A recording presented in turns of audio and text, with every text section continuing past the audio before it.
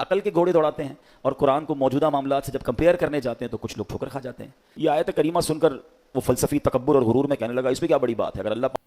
السلام علیکم ورحمۃ اللہ وبرکاتہ. دوستو، قرآن شریف کو جب ایک فلسفی نے اپنے عقل سے سمجھنے کی کوشش کی اور اس کے ایک آیت کو چیلنج کیا تو کیسا حشر ہوا اس کے ساتھ، آپ خود ہی سنیں اور اس بیان کو آگے شیئر کریں. قرآن مجید فرقان حمید کی پیاری باتیں، قرآن کے پیارے احکام، قرآن جو کہ ہم سب کے لیے راہ ہدایت ہے. ہم ہر جمعے کو کوشش کرتے ہیں کہ قرآن کریم کے حوالے سے ہی کچھ بات کیا کریں، کچھ آیتوں کو سمجھا کریں اور اللہ کے پیغام کو سمجھا کریں. قرآن مجید ایک ایسی کتاب ہے جو ہمارے لیے راہ نجات بھی ہے، راہ ہدایت بھی ہے، گائیڈ لائن بھی ہے. اور وہ باتیں جو ہم اپنی عقل سے، اپنے یوں سمجھیے کہ جو اسباب ہیں اس سے جہاں تک رسائی نہیں ہوتی، قرآن اس سے آگے کی رہنمائی عطا فرماتا ہے. اب بعض اوقات قرآن کی کچھ باتیں ہیں جو اگر لوگ عقل سے چیک کرتے ہیں تو کنفیوز ہو جاتے ہیں، لیکن دیکھیں ہماری عقل محدود ہے. اب مثال کے طور پہ کوئی پہلی دوسری کلاس کا طالب علم ہو، اس کو آپ ڈاکٹروں کی کتاب پکڑا دیں، MBBS کی بک پکڑا دیں تو اس کو تو سمجھ نہیں آئے گی، ٹھیک ہے نا، کیونکہ اس کی عقل اس کتاب کے متعلق نہیں ہے.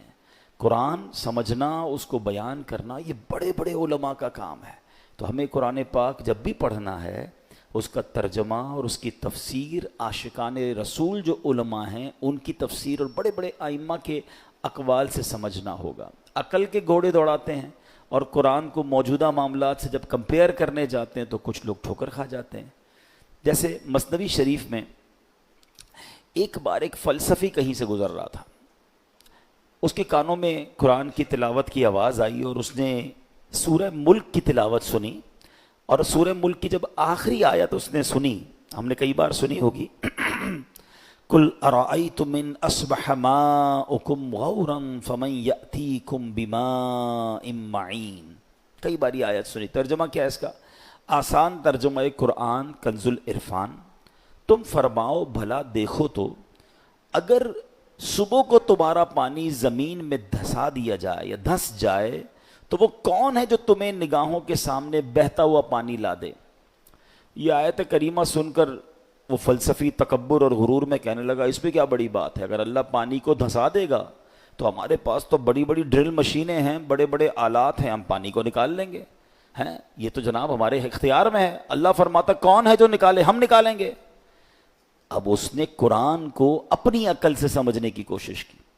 اچھا اب کیا ہوا، خواب رات کو وہ فلسفی سویا تو اس کے خواب میں اس نے دیکھا کہ ایک بڑا طاقتور شخص آیا، اس نے اس فلسفی کے منہ پر ایک زوردار چانٹا مارا.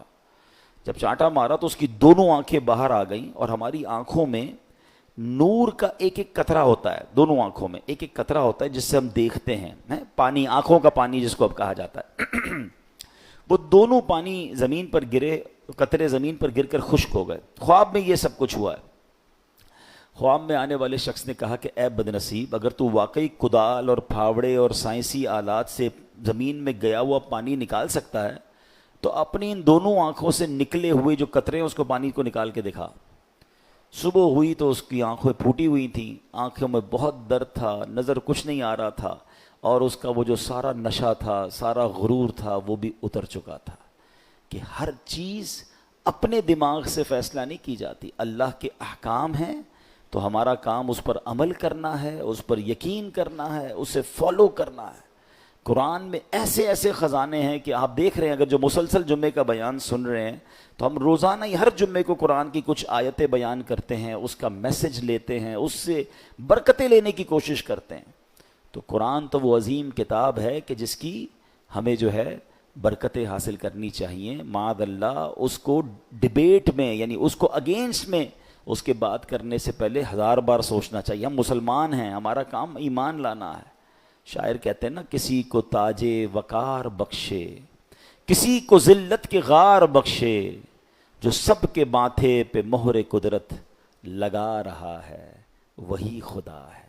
ہمیں اللہ کریم کے ہر فرمان پر بلا چوں چراں رب کریم عمل کرنے کی اور یقین کرنے کی توفیق عطا فرمائے. دوستو، آپ نے سنا، اپنا رائے کمنٹ باکس میں ضرور دیجیے گا، اور اس طرح کی مزید ویڈیو پانے کے لیے چینل کو سبسکرائب کر کے ہمارے ساتھ جڑے رہیے گا۔ ملتے ہیں کسی اور ویڈیو میں، تب تک اپنا خیال رکھیں۔ خدا حافظ۔ السلام علیکم ورحمۃ اللہ۔